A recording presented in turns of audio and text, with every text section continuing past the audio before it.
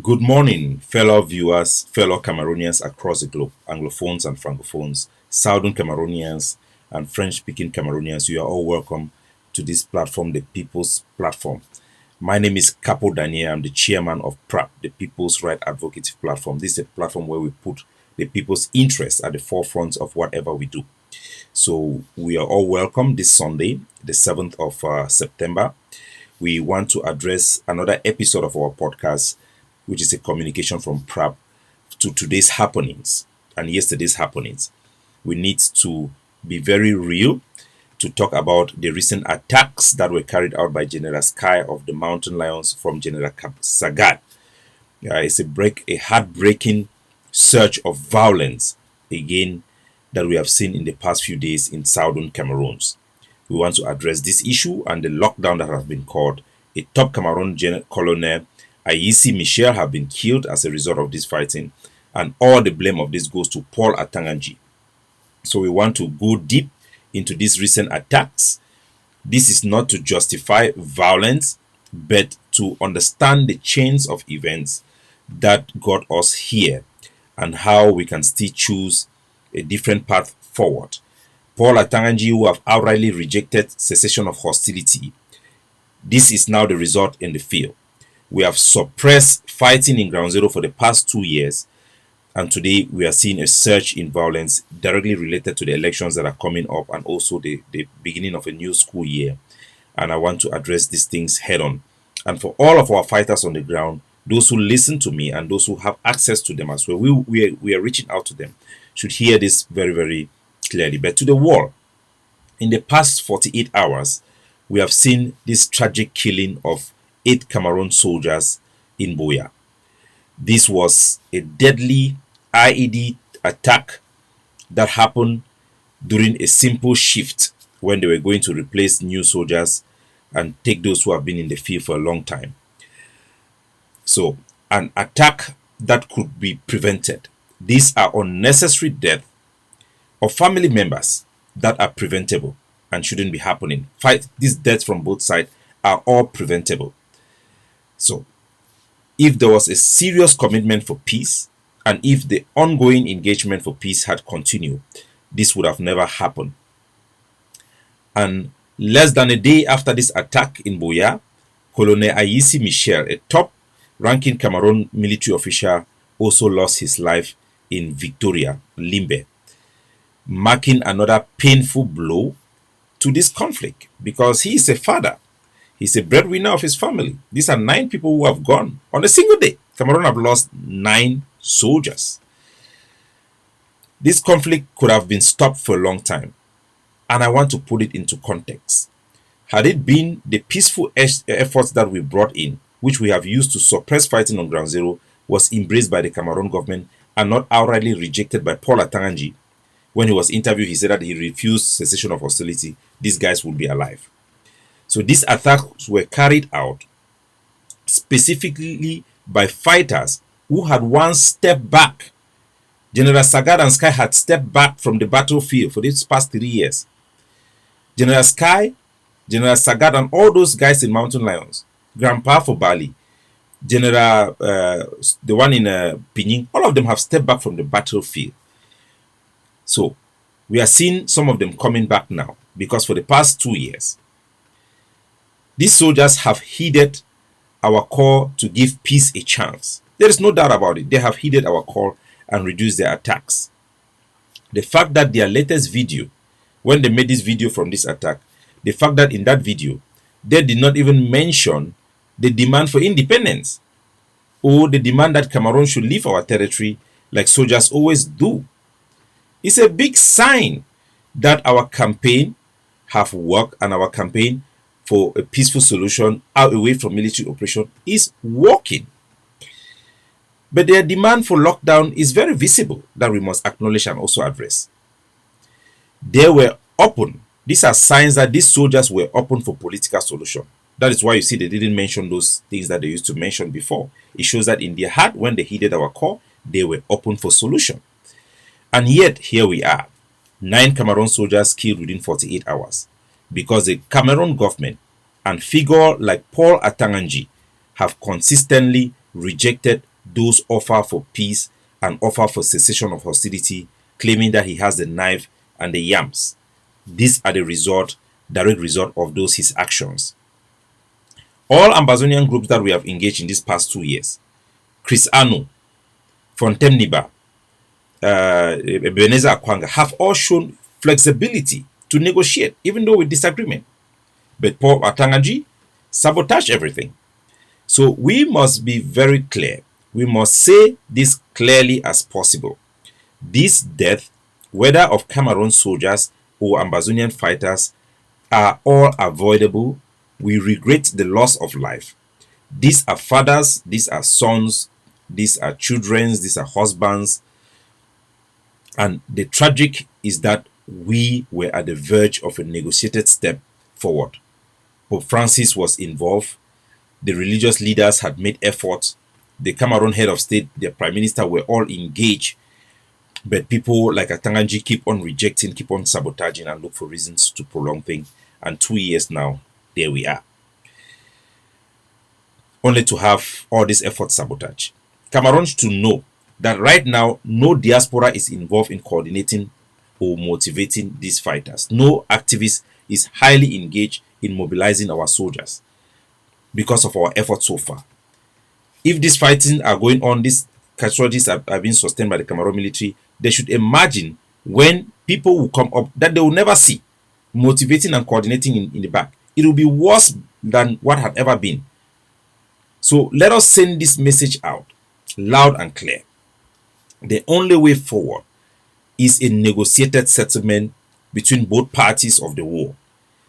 No one party will impose any solution that will work. The Ambazonians fighters step back once to give peace a chance. They have stepped out, step back to give peace a chance. And they can do it again. They can still step back again. I believe they can step back again with a genuine negotiation and dialogue that goes forward, even though things have been paused. But if the government continue to allow people like Paul Atanganji and their propagandists such as Konda Titus to influence the affairs and radicalize issues and use them as excuse, if they continue to reject peace, the cycle of violence will only get worse for them. We have a choice to make, and the Cameroon government and the people have this choice to make. It's a collective issue, and we must urge everyone listening, everyone who have a heart, who love Cameroon, should push for negotiation, should push for peace, and let us end this avoidable death. The solution have been outlined by us in the peace plan paper. We have seen people like Issa Churuma aligning himself with the same principles behind the peace plan paper. So that must be clear. Now I want to speak directly to our brothers in the struggle. Whether you're a fighter, whether you're an activist, whether you're working on the background or anything, I want to speak to all of you in our Ambazonian struggle. The Ambazonian fighters who are now urged to call for long, extensive lockdown of our territory because they want to stop Cameroon election and they want to stop the beginning of school year, school calendar in Cameroon. We need to have a heart-to-heart about why this approach is not just counterproductive. We have to have that heart-to-heart conversation because this actually plays right into the hands of the regime. We heard General Sky mention it in this video that there will be lockdown. That was the focus of the message he's saying. We have to know how actually this helps the Cameroon government to maintain pressure on us and how it repairs international attention and support for us. We must have this conversation. For 80 years, you cannot be doing the same thing expecting a different result. They want to stop Cameroon election. They want to stop Cameroon education. But what they are doing is stopping our own education. What they are doing is helping the regime in place.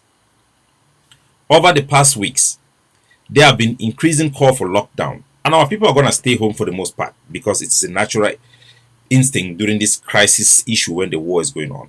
There have been increasing call for lockdown. Some call for 2 weeks lockdown. Some have called for lockdowns which are even longer than 2 weeks to try to disrupt the upcoming presidential election in Cameroon. Something that is very, very, it affects our life, whether we like it or not. But I want all of us, those who listen to me, and most of you listen to me, to think hard about the actual benefit of this lockdown that have been called to stop Cameroon election and to interrupt our schools. When we shut down our own communities, when we lock down our own communities, when we make it impossible for ordinary people to move, to get food, to seek medical care, to plan burials and other visits in the village and carry out other projects that they have, we are not weakening the regime that sits in Yaoundé and go about their day-to-day activities, or the economic capital of Douala, or Bafoussam, or Ngaounderi. We do not weaken them in any way or make our problem heard by anybody. We are hurting our own people. And ask yourself, when the Cameroon government Prime Minister came to Bamenda to have a meeting for a week, came to Boya to have a meeting. Yesterday, Bello Buba was doing campaign in Bamenda. Where was the lockdown? Why did you not call for lockdown to interrupt those services? Let me be clear. The Cameroon government love and have encouraged that we enforce such lockdown during the election period because it serves their purpose. It stops opposition from campaigning. It guarantees that there will be 100% vote for Paul Biya because no opposition person will vote. Only those who are in coordination with the Cameroon military will be allowed to vote, and those people will vote for the Paul Biya. It helps them to suppress opposition voters. It makes it easy for the regime to claim victory, real victory, without any electoral fraud. They don't even need to fraud the election because they will provide chances only for their supporters to vote. So, this lockdown sends contradictory messages to our people and is counterproductive and sends the wrong signal to the international community. It tells the world that we are willing to punish our own people for no significant political gain or calculation, rather than us targeting the regime when they come to do their campaign. We have seen how our soldiers and activists have been manipulated by Cameroon intelligence. Remember how Ayabacho was tricked by people like this guy in Ghana to declare Frog must go, and he has ended him in jail. What has that helped our struggle? Nothing. Nothing. We must be wise. Just because you carry gun and carry action does not mean that you are going to bring pain on our people or even affect diplomatic efforts to help our people. Think about it. For these past 8 years, these lockdowns have never brought us closer to our real freedom or affect the regime when our people desperately needs it. They haven't stopped the government from staging their events, and they haven't been used to stop government events or government campaigns or government meetings being held in our territory. Rather, it is always used at a time where it will help the regime. When the Prime Minister visited Boya and Bamenda, there was no lockdown. And that was when lockdown could have been effective. There was no lockdown. There was no call for obstruction or anything. When opposition campaign of the opposition are coming, that is when they will be called for lockdown. We have seen the engineering of our activists and our soldiers by the Cameroon Cameroon government in many ways. We should accept that there is a real manipulation going on. This lockdown is wrong. It's immoral. It helps Cameroon. It works for Atanganjipo. It works for Paul Biya. At the time that it only tightens the regime grips on our people.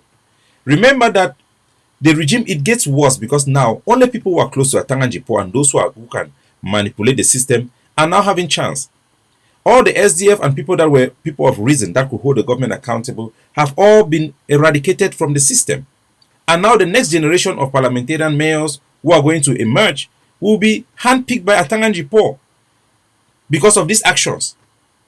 So I urge all fighters, I urge General Sagat himself, and I've sent a message to him, to listen. Do not fall into this trap.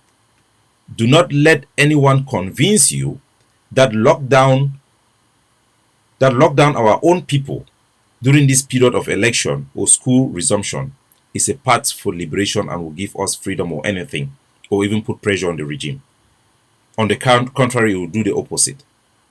It only strengthens the very regime that you oppose. It only helps the same people in the regime that you don't want. It is frankly a foolish and a self-defeating tactics, and we must acknowledge it. There is no shame in acknowledging something that does not work. We have made mistakes in the past by relying on lies, empty propaganda, by deceiving our own self, creating our own reality, by being misled into extremism that hurts only our own people and our diplomatic efforts and any possibility of foreign intervention. We must not repeat those same mistakes now again. We must be pragmatic and rational because that is the only way forward. Remember this period last year, Pope Francis, for the first time, directly addressed Ambazonian fighters, making an appeal from his own heart, a representative of the Church of the Catholic Church that represents Christ according to the faith of Catholic Church. Appealing that school's beginning should never be interrupted. School calendars, school is sacrosanct, which is something we have even agreed in the Toronto meetings where all Ambazonian groups were in attendance. Let us send a message to our own fighters, fellow fighters. Every fighter you know, we must talk to them. Do not help those who oppress us by doing this, by pushing for our own people's lockdown. Do not do that.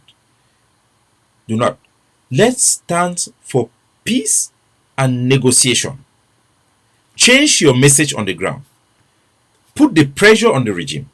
If you who carry out this attack, General Sky, ask for the government that we are ready to negotiate, you will be more effective in bringing down that regime than what you have done. So, choose wisely. Reason. We have always said that our people listen to us only 2 years after we make certain case. But today, we are having this very important conversation with you and all our people because it is a collective struggle. We are not trying to push people in the negative type of discussion we used to have. But we want our people to learn lessons because somebody who does not learn will always be a failure. We have learned the hard way. We have learned about the extremist decisions that have backfired on the struggle and have hurt our own people in the past. We have learned from that. That's why we are bringing you this message and we want you to learn from that. We need to talk about how we move forward smartly because history has shown us that the cause for falling for the enemy's tricks is very detrimental to our struggle, our image, and may keep us a slave for the rest of our life and for many generations to come. If the enemy continue to use us, we continue to be used by the enemy to destroy ourselves, destroy our chances. Listen to me. This lockdown is wrong. Do not push for it. Do not support it. Condemn it. You are not helping our people. Trust me. Be smart. Let us start by well-known examples. Remember the ban of yellow taxi color in Bamenda. There are evidence that we now know, even published by a legitimate journalist on the ground, that it was a misguided policy, a trap that was set for Ayabacho by Cameroon intelligence. Konda Titus himself have put out information about that. They trick Ayabacho, send people to him like advisor, tell him, go and ban yellow taxi color. They deceive Ayabacho and the AEGOFC into declaring a ban of taxi color. And that was the end of Ayabacho in Bamenda. That had led to the killing of how many of his soldiers? How many? It also led to the killing of taxi driver. 9 taxi men were killed. Over 14 taxis were burned. It makes the people to hate Ayabacho. So this is only going to make our people to hate Ambazonia. Because eventually people were going to come to be mayors who are worse than those who are there now. It was a strategy that did not advance our cause. It only brought more suffering to our people. We have seen the pattern continue severally, and there have been nobody to speak about it. Today I'm taking my time to explain it not to impose on you, but to explain it so that you will learn sense and do the right thing. It is always hard to make the right choices, but shortcuts doesn't lead us anywhere. There's no shortcut in liberation. We have seen this pattern. You remember the idea of expelling francophones from our territory, that the title "Frock must go." It was being campaigned and lobbied the Hague of Sea that francophones should be kicked out of our territory. It was another tactic that was pushed by the enemy. As soon as the Hague of Sea embraced that ideology, those who were supporting them, they all withdraw themselves. Like a devil who will tempt you, and then when you fall for the trick, they will disappear. What has happened? That policy is directly quoted in Ayabacho's case. It is one of the main cases that shows that Ambazonia is systematically carrying out attacks against civilians, against the whole people. It led to Ayabacho's imprisonment. Those who say that Ayabacho is so important for the struggle should realize that they have knocked out the most important player according to them. That does not help us, it only helps the enemy. I have to pick up this call. Hello, Pa.